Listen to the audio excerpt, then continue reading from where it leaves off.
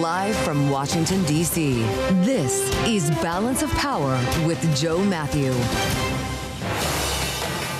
Day 7 of the government shutdown. Welcome to the Tuesday edition as we head for more votes without an end in sight, even after President Trump suggested health care talks were underway with Democrats. We're going to get into this and seek some off-ramps when we talk to Republican Congressman Mike Bost from Illinois. He'll be with us live from Capitol Hill, and we'll focus on Prime Minister Mark Carney's visit to the White House today, the U.S. and Canada in trade talks, when we spend time with Bloomberg Washington correspondent Tyler Kendall. Analysis from our signature panel. Bloomberg Politics contributors Jeanne, Zaino, and Rick Davis are with us for the hour.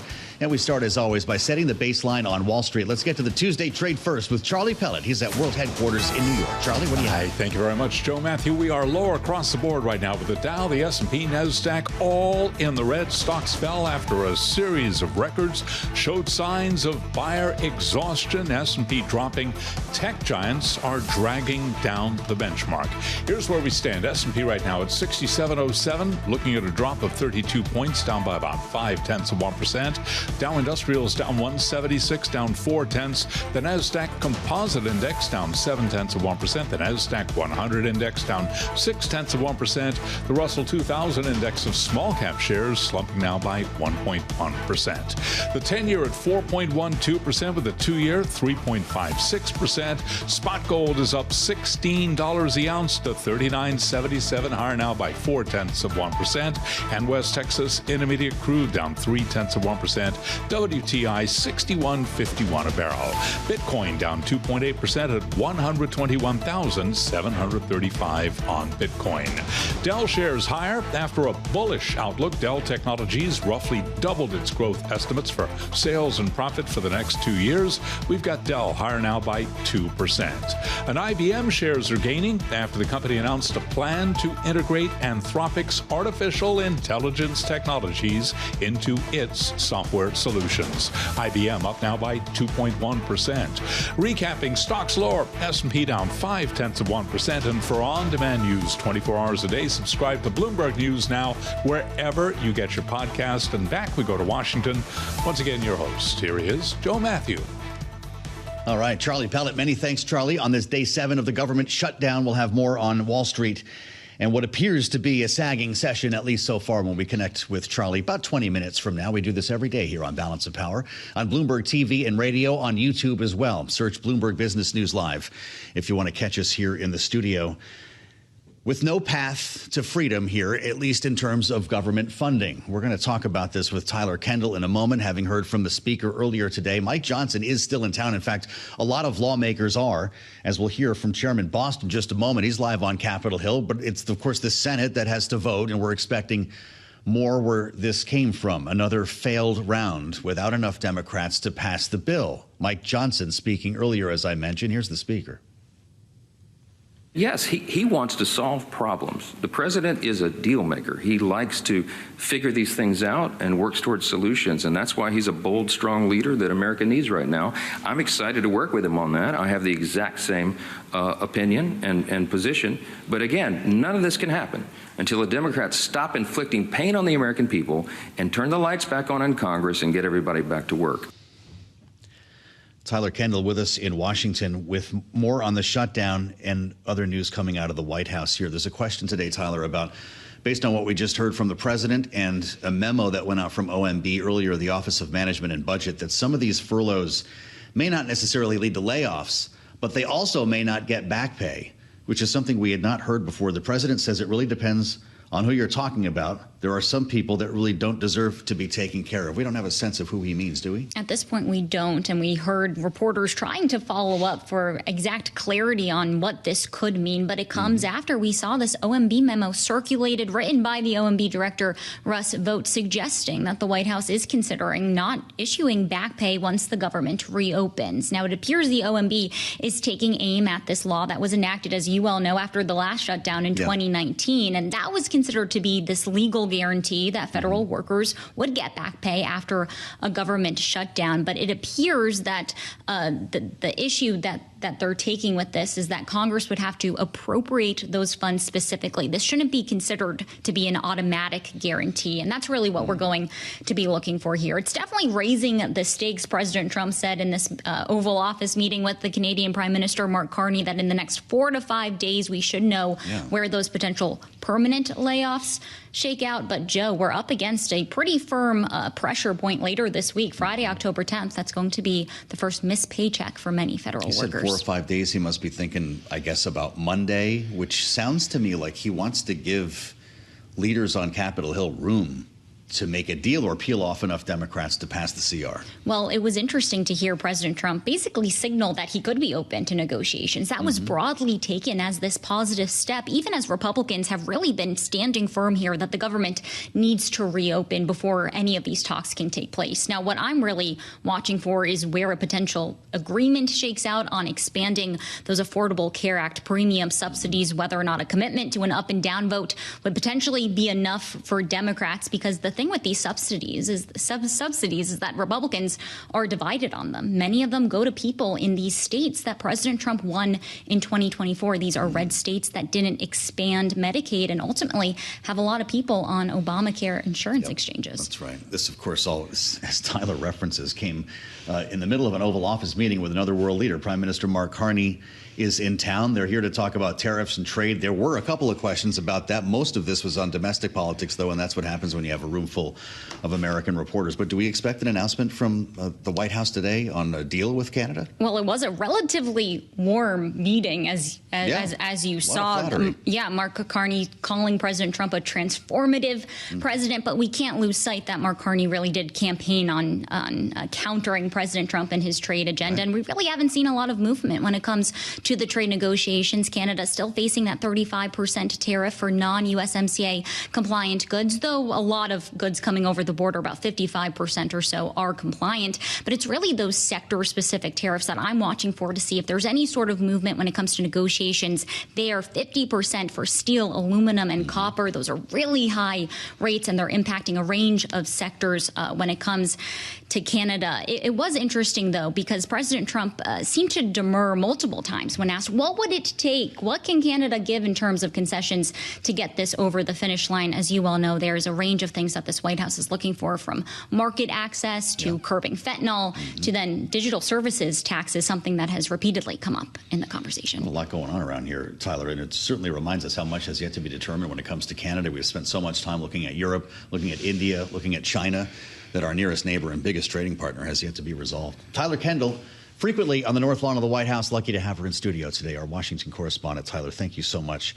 I'm Joe Mathieu in Washington, and it's great to have you with us here as we continue the conversation with someone who's in the middle of it all with regard to the government shutdown.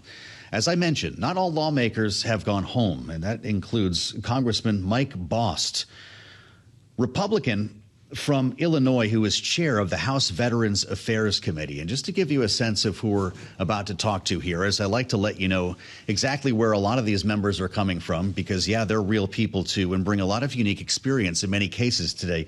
Mike Bost, former firefighter, U.S. Marine, ran his family's trucking business, member of the Main Street Partnership.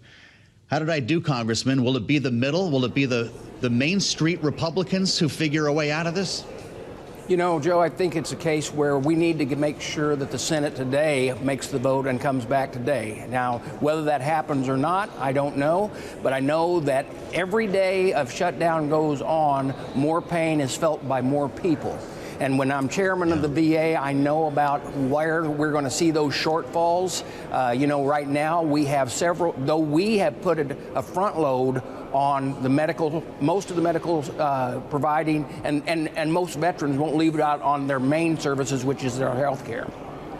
But when you start talking about TAP programs, people leaving the military, when you start talking about the Fox grants, those Fox grants are special grants set up for contractors to provide mental health.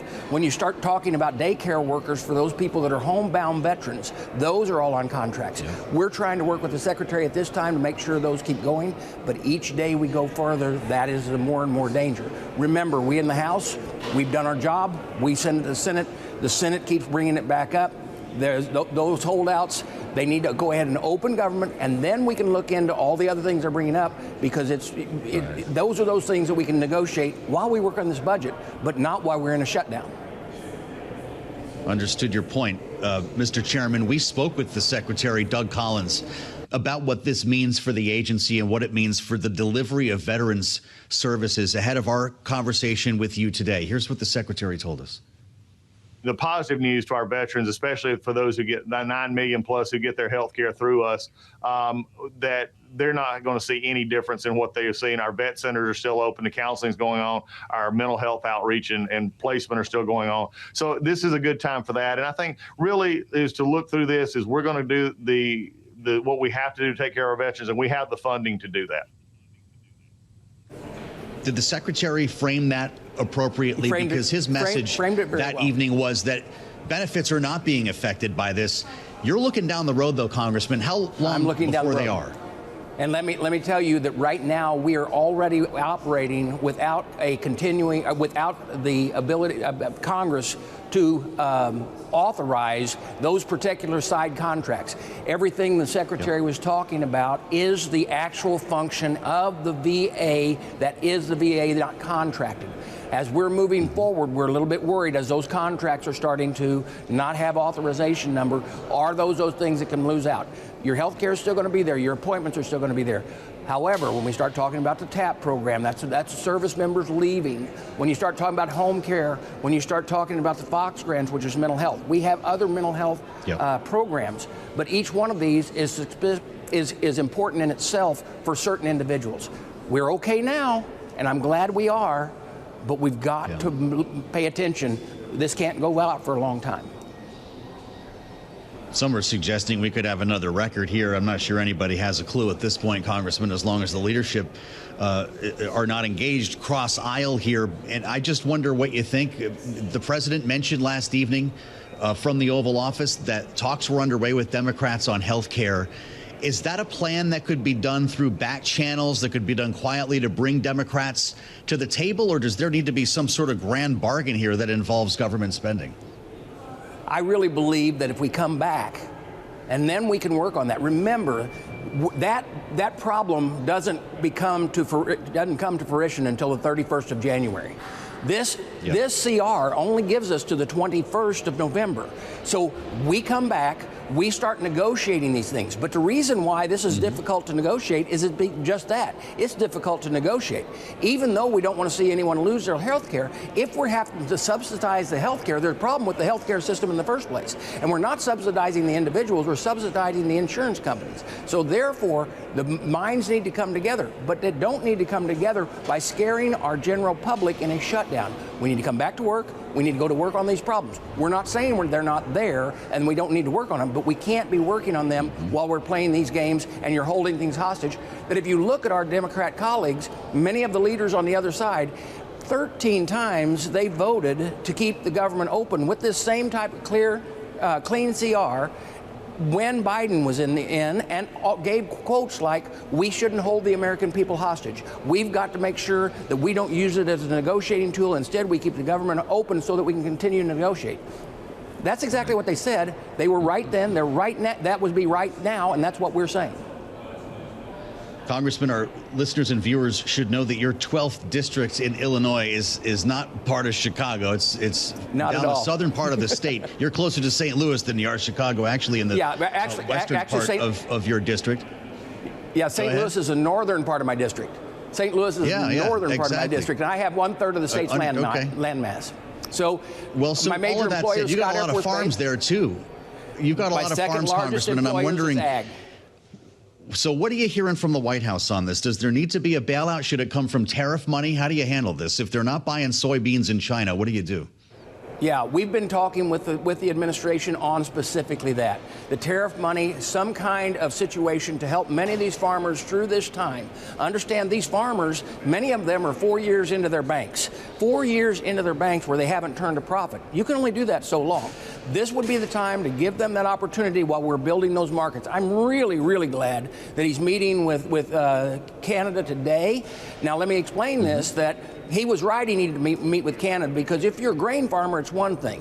And the USMCA was a good deal in itself. However, remember this, when you start talking certain key products like dairy, which we provide from Northern Illinois and Wisconsin, or would like to provide into Canada, Canada has a 400% tariff. When we start talking about 30%, that sounds amazing. That sounds huge. But Canada has 400% tariff on the United States. Hopefully, we can work through to get fair trade like the president has always talked about, and I trust the president to do that. What happens first, a farmer bailout or a deal with China that starts soaking up some of these soybeans? So the way it looks right now is probably the using the tariff money to help those existing farmers because we're so far into it, unless these negotiations go with China very, very quickly. Now remember, we have to renegotiate with China because China, what they do is, when they allowed China into the World Trade Organization, they probably shouldn't have done that in the first place because you're supposed to be a free government to be part of the world trade, but that happened. Ever since then, China will come in and they'll take the commodities, whether it's soybeans or corn or whatever, and they're going to say they're going to purchase this large amount at the beginning of the planting season.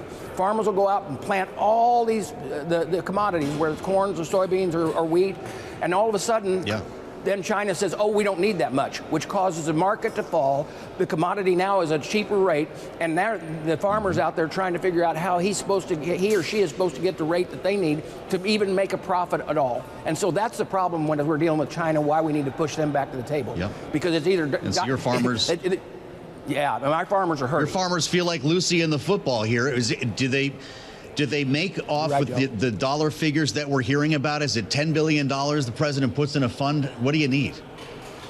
That dollar amount is being negotiated with the chairman right now, both in the House and the Senate. G.T. Thompson is working very hard with his staff to make sure and informing us as we're moving right now. Because, you know, if a farmer's going to make it through, then you want to provide them a little bit of help. But if they're really the ones that are young farmers, or because the mega farms quite often they hurt, but they've got enough in reserve. It's those that don't have in reserves, and so trying to get those numbers squeezed through the USDA and figuring that out is where we're at right now.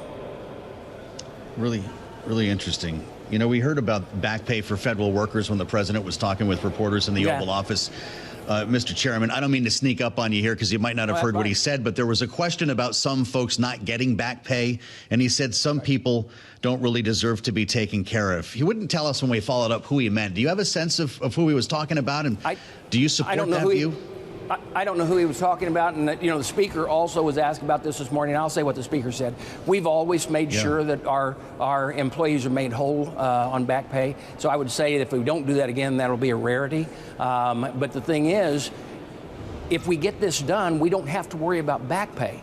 And I'm going to tell you, I know how that is. As a young Marine, remember, I was in during the Carter administration and Reagan, but during the Carter administration, Marines and their families qualified for food stamp and WIC if they had it then, but they didn't. And so instead, what you do is you worry from payday to payday for young Marines with a spouse and with children. And those are the ones that we're seeing out there that are going to need the help, and they're going to just be dealing with, when the 15th rolls around, if they're living payday to payday, how do you go back to your creditors? Not everybody's got a parent that they can go back and reach to and say, hey, I'd really like you to send me money until I get through this. That's not how that works. Unfortunately, no pay due is a very, very bad thing for those people who make sure our freedoms are taken care of. If you're paycheck to paycheck, this is the biggest deal there is. Congressman, I'm really glad you could join us. Mike Bost is chair of the House Veterans Affairs Committee, Congressman, Republican from Illinois' 12th District.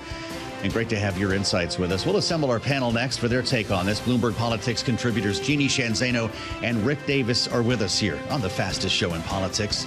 I'm Joe Mathieu in Washington. Thanks for being with us here on the Tuesday edition as we work our way toward the next round of voting on a continuing resolution to keep the government or reopen on Bloomberg. Really interesting conversation on this day 7 of the government shutdown with Congressman Mike Bost, the Republican from Illinois, bringing his point of view here. He chairs the VA committee and has obviously his own specific concerns, but the broader view from the Republican side of the aisle.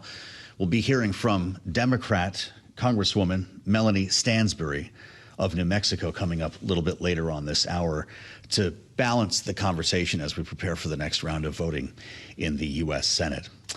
It is October 7th, 2 years to the day since the attacks by Hamas against Israel that killed nearly 1,200 people and kicked off 2 years now of raging conflict. Negotiations are continuing today in Cairo. They are meeting again, even on this solemn occasion in Israel, October 7th. And at 3 p.m. today, it will ricochet back to the White House as President Trump meets in the Oval Office with Eden Alexander. You may have heard about this, the American-Israeli hostage released by Hamas in May. He will be with the president about an hour and a half from now. We mention all of this, of course, because the possibility of peace following so much destruction and death appears to be at hand, with talks underway here following the president's 20-point plan hammered out with Benjamin Netanyahu, or according to some, the arm twisting that convinced Netanyahu to accept this deal, and one that we have, I guess, conditional acceptance of, if we can call it that, from Hamas. But they are obviously continuing to talk about the release of hostages and the withdrawal of Israeli forces in Gaza. More than 60,000 people are been reported to have been killed in Gaza since October 7, 2023. And we start with our panel on this today. Bloomberg Politics contributors Rick Davis and Jeanne Zaino are with us. Jeanne is Democracy Visiting Fellow at Harvard Kennedy School's Ash Center, our Democratic analyst, and Rick is Republican strategist and partner at Stonecourt Capital. Jeanne, it's difficult to imagine what the conversation is like today in Cairo, knowing that this is the 7th of October. Does it heighten the urgency or make it more difficult to move closer to a ceasefire? I think we all hope it heightens the urgency. And you mentioned Eden Alexander. He is, by some reports, the last living U.S.-Israeli hostage. And I think that's going to be quite a moving moment when Donald Trump meets with him at the White House today. Another, as you mentioned, in a long line of reminders of what has happened since that horrific assault 2 years ago. I hope that it does lend a sense of urgency. The problem is we have these two phases in this deal, and by all accounts, these are still indirect talks, which is problematic, but it's also problematic that we haven't had yet out of Hamas an acceptance of both of these phases of the deal. If you just look at phase one, for instance, the release of the hostages and then a movement back of Israel, still within 4 miles in Gaza, that yellow line of the Trump administration's map. The problem is Hamas has never wanted to agree to that. They've wanted total withdrawal by Israel. So we have some ways to go, but I think there is some reason to hope because the entire world seems to be pushing Hamas to accept this deal. What is your thought today, Rick? It's a reminder, of course, about how this started, but also it tells us how long this has been going on and how important it is for us to find resolution here. Will this group meeting in Cairo manage to get this done? Well, it's certainly the closest step we've seen since the attacks of October 7th 2 years ago. And it really has ushered in a profound change in the Middle East. You look at this right now in a vacuum as a negotiation between the Israelis and Hamas. But the reality is it had incorporated a region-wide war that has been perpetrated with Israel taking out Hezbollah, fighting actively to weaken the Yemeni groups that have been supported of Iran, an attack actually on the country of Iran. I mean, like when you think about, Syria changing leadership, I mean, we are in a different world than we were 2 years ago when this attack took place. And I think that's the reason that you might actually see peace here, because there's no retreat. Iran's its weakest point. There's not really active support for Hamas. Hamas has taken on enormous losses, and there's no future for the people of Palestine without a resolution of this conflict. And so pressure is on. And I have to give credit to Donald Trump for keeping Netanyahu in the game, right, to forcing him to a negotiation that otherwise he probably would not be actively involved in. And the U.S. is Israel's last significant ally And without us, there would be no peace. You wonder what's next here, Jeannie. We're obviously marking October 7th today. But I just saw Marco Rubio on the couch in the Oval Office with the president. We know that Steve Witkoff and indeed Jared Kushner have both also been instrumental in getting us to this point. Who's leading the charge on this White House diplomacy? Yeah, I mean, I think Witkoff and Kushner have been paramount. Obviously, you mentioned Marco Rubio, Secretary of State. So, I think Witkoff, who has had an awful lot on his plate, and Kushner are really been able to deal, to Rick's point, with Netanyahu. But let's remember what these talks are being described as right now, yesterday and today, as technocratic talks, really talks about this first phase, like things as basic as the sequencing. Does Hamas have access to the hostages, both living and deceased, in order to fulfill, if they decide to, their end of this deal? And yet again, Hamas has still not agreed to any of that. And so we do have a ways to go. And speaking of Netanyahu, he is feeling pressure both internally and externally. We have these really striking polls from Israel in the last day or so showing that about 2/3 of Israelis are saying that Netanyahu should take responsibility for the attacks and resign. We're seeing that a good substantial portion believe that Israel has committed genocide. Those numbers are reflected by Israelis or Jews who live in the United States. And of course, the White House is seeing those polls as well. So there is a lot of pressure on Netanyahu. But of course, there's a lot of pressure on the Hamas political wing as well, because what are they going to have to do? They are going to have to sign their death warrant. And that is going to be very hard for any individual or group to do. But that's essentially what would have to happen for this deal to go through. Do you mean political death warrant, Jeannie? Sorry about that. Absolutely. Political death warrant, because this says that they are disarmed, that there may be amnesty for fighters who denounce violence, but that the group itself will be disbanded and have no role in a potential future Palestinian state. And that is, as you can imagine, just like individuals, states act the same way.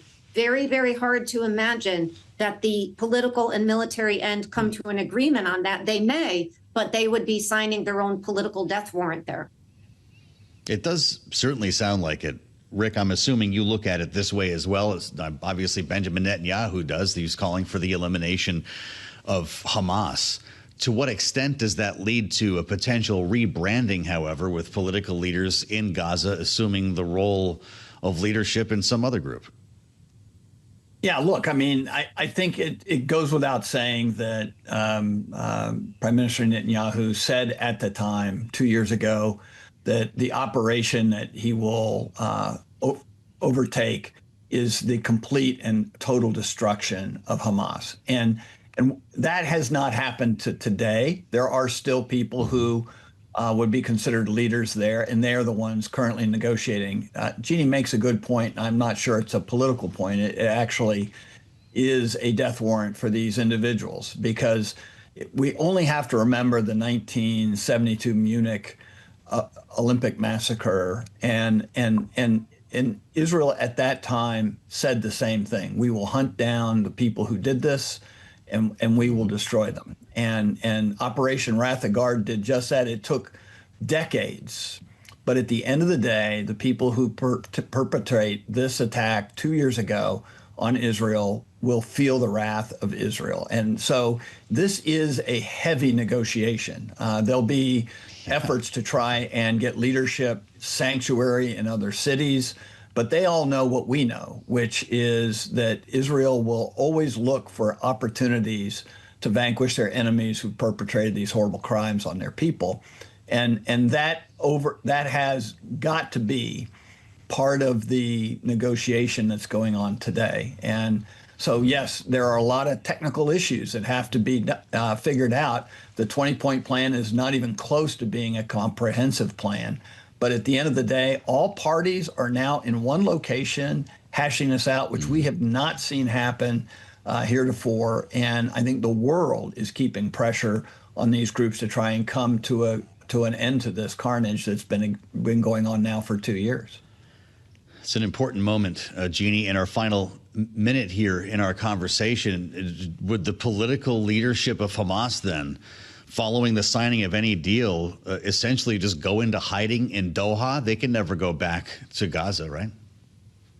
Yeah, I think that's an open question, and it's a really important one, because what history shows us is that any time you destabilize a leadership, whether you describe it as evil or tyrannical or democratic or otherwise, another group is going to come in and fill that power gap.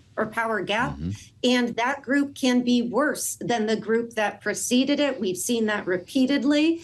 And of course, as the leading democracy in the world, we must always remember we do owe to the Palestinians a right of self-determination as to how they live peacefully. Jeanne Zaino and Rick Davis tackling some heady issues with us today on Balance of Power, and I thank you both for the insights, and we'll keep you posted on talks in Cairo. We're back to the government shutdown next in our conversation with Congresswoman Melanie Stansbury, only here on Bloomberg. The Tuesday edition might feel a little bit like the Monday edition in that the government, yes, is still shut down, and we have no idea when it's going to reopen. You start talking to lawmakers, as we did earlier with Chairman Bost, about off-ramps, and everybody points to the other party. And that's where we are right now, with more voting in the mix in the Senate today. Of course, there's the prospect of either more Democrats falling off the fence here and voting for the continuing resolution, much as there is some falling off. There is reporting today that Angus King, the independent who caucuses with the Democrats who voted for this, one of three to cross over, might not be on board today because of some of the rhetoric that we're hearing. A lot of this comes down to trust, which we're going to discuss in a moment with Megan Scully, who leads our Capitol Influence team. We did discuss it earlier today with Republican Senator Bill Cassidy of Louisiana, who is on Bloomberg surveillance. Let's watch and listen. There's a complete breakdown of trust. Chuck Schumer, obviously he could end it tomorrow if he wants to end it, but he doesn't trust the president. That said, Chuck Schumer could end this tomorrow. I'm hoping that he does, and I'm hoping it doesn't take a lot of pain from the American people in order to get him to do so. Is there a breakthrough in the fact that, and good morning, Senator, that it does seem like both sides, at least at this point, want to talk about talking, as Politico put it, that the president is coming out and saying maybe there could be a compromise when it comes to health care? Yeah, I'm absolutely. You know, it's better to jaw than to war, as Winston Churchill once said. So let's go ahead and start talking. That said, Republicans have suggested a 7-week extension of the current budget to allow dialogue to continue. And that's commonly done, as Chuck Schumer points out, happened 13 times under Joe Biden. And so that 7 weeks kept the government open, allowed us to continue to negotiate. So I think there's something else that Schumer's thinking about. Not quite sure what it is, but I'd rather be talking than kind of sitting in our own corners. What is going to happen, though, at the end of the year when we get this premium hike? Well, first, we don't know what premium hike is going to occur. Let's just say that. But secondly, we've got to address the fact that the Affordable Care Act has become the Unaffordable Care Act, in which it takes huge subsidies in order to continue to make those policies affordable to Americans. That's wrong. We got to roll that back to a point where it's still affordable to Americans, but it doesn't require these huge subsidies. This is not sustainable. But by the way, it's not just me saying this. The Washington Post had an editorial about how the Affordable Care Act is no longer affordable. So I think now might be the time. What can we do to help the American public lower health care costs in a way which is not just for the exchanges, but for those in the kind of private markets as well? Could you get a compromise like that before the end of the year? I sure hope so. But first, you got to reopen the government. We're actually asking for, okay, how can we do this? How can we do that? The government shut down, so we can't get some of the information. The 7-week extension of the current budget allows that to happen. And so I'd ask Schumer to reopen the government. In the meantime, I'm certainly committed to how we can lower health care costs for all Americans. It's what I've been doing my whole life. And so let's get on it. Senator, when it comes to moderate Democrats, do you see any willingness of some of them to join the three that we have seen sign up and vote for a clear stopgap funding measure? I've not spoken to any of them personally. You'd like to think so. One more time, we've just asked for a 7-week extension of the current budget, which was done 13 times under Joe Biden. And so I would hope they would, because this is inflicting pain on the American people, but we could be talking with each other without a shutdown.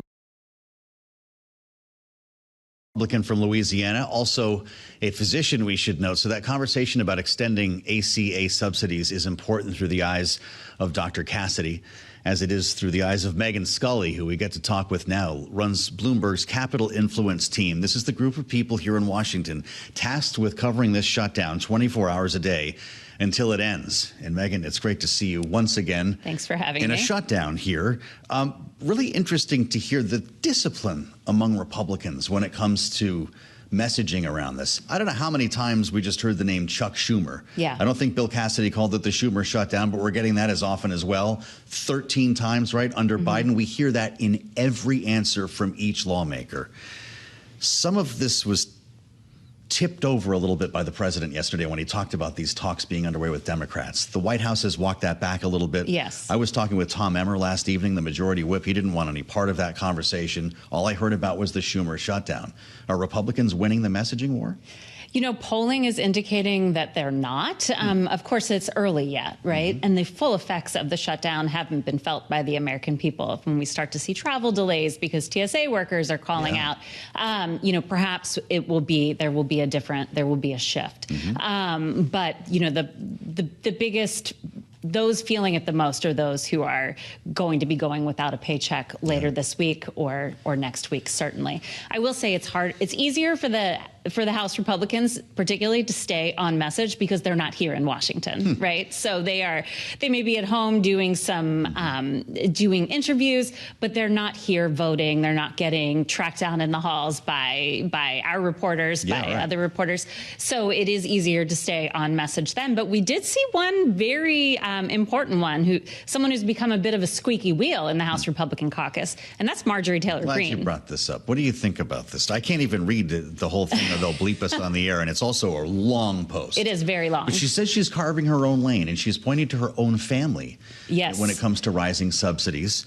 Is she on her own here, or does she open the door for other Republicans to do the same? So it's hard to say at this moment. Marjorie Taylor Greene doesn't really represent anyone.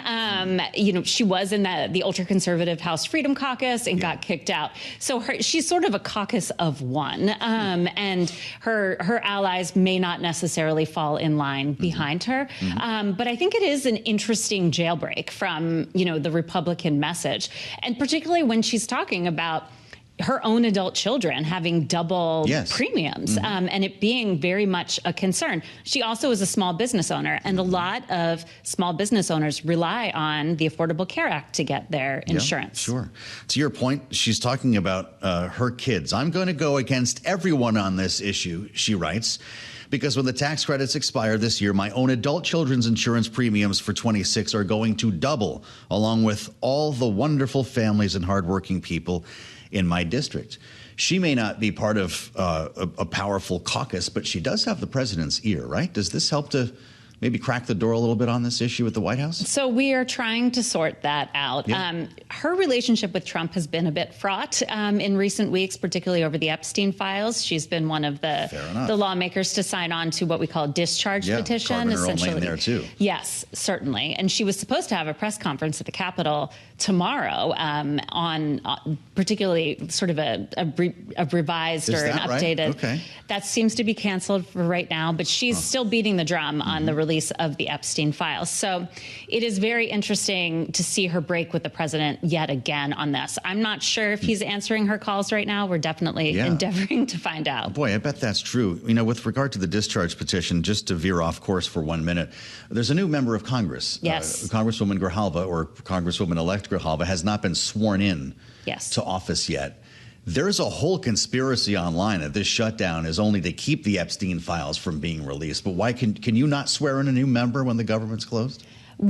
Because the House is not in session. It's as simple as that. So they can't swear her so in. next week it could be a different story when if Mike Johnson were to call the House back in, although he says they're going to stay out for the duration of the shutdown. Yeah, I'm going to take the opportunity to mention, by the way, that we're going to be speaking with Speaker Mike Johnson tomorrow here on Balance of Power on the late edition, which is a conversation that we're obviously Very much looking forward to learn exactly where his head is right now. The Speaker of the House will join us in the 5 p.m. Eastern hour tomorrow here on Bloomberg TV and radio. Do we know what the plan is today, or are we just ad-libbing? There was supposed to be votes every day, right? But we haven't heard about a time. We have not heard about a time in the Senate for a vote. They've already voted on the 7-week stopgap, which Senator Cassidy mentioned 5 times, and it's failed all 5 times. So 6 might not make a difference. Yes. So we're waiting to see if they do call a vote. I think some of the president's actions in the past day have kind of thrown a wrench into things, particularly his announcement this morning, or the OMB memo, the budget office memo that's been circulating on not giving pay to furloughed, back pay to furloughed employees. So that has sort of sucked all the oxygen out of the room today on Capitol Hill as members of both parties seize on those comments. Well, it's interesting that, Angus King, aforementioned, has been listening to this. He doesn't like the rhetoric, and he's suggesting that he may become a no vote once again on all of this. We've got not just Angus King, but John Fetterman. I'm assuming that he's in place for now. Senator Cortez Masto, also a question. Could we be in a world where the next round of voting, and maybe that's why we don't have one today, looks worse? We certainly seem to be going the wrong way, at least if you are a member of Republican leadership. All senators are also not in town. There were quite a few who were absent last night for the vote. And John remember, Thune must love that. It's a 60 vote threshold. So it is. It will be very interesting to see in the next round of votes. Republicans had hoped to be picking Democrats off one by one. There are several moderates who would like to see the government reopen, particularly those in this area, people like Senator Tim Kaine from Virginia. But the president's threats to fire federal workers and to not give back pay to furloughed employees seem to be having opposite of the intended effect. Instead of scaring Democrats, it's making them more resolute. Wow, amazing. The president says 4 or 5 days we'll have a decision of some sort on furloughs becoming layoffs, on the mass layoffs that have been threatened. That sounds to me 4 or 5 days. Everyone's going to kind of wait for the 10th and the 15th, the next stops in the pay cycle for feds and for military. Is that kind of the next stop in the road? So we've been hearing him say, we've gotten different timelines for this. Last week it was within a few days, within a day or two. Now it's 4 or 5 days. It's starting to feel like when I'm driving with my kids in the backseat and they're acting up. And I'm like, I'm going to turn this car around. Don't make me. So it remains to be seen. Certainly the threat is still hanging out there. Federal workers are supposed to be paid this Friday, so that would then set them up for layoffs at some point after. He did say it would be substantial today. In the past, they've said thousands. So will remain to be seen. I can't underscore enough, though, how different this is from previous shutdowns where, previous administrations have not used, Trump himself did not use the 35-day shutdown, the last one we had in 2018 to 2019, to do mass firings. Your gut check, though, is check back when there's news, right? I mean, we could set a new record in this shutdown. Yes. Granted, we could reopen in a couple of days, but the prospect for a protracted shutdown is there.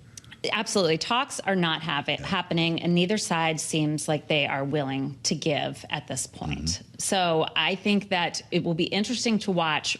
Last time in 2019, January of 2019, what ultimately convinced Trump to reopen the government after he didn't get his border wall funding was air traffic controllers not showing up for work and hobbling air traffic in this country. And we've got thousands of flight delays already with some thin staffing. This could really be the next leg in the story. Megan Scully, great to have you with us. Our Capitol Influence team is busy living on caffeine, and nothing like seeing Stephen Dennis and the rest of the crew up there on Capitol Hill do their thing. Eric Wasson as well. This is Bloomberg.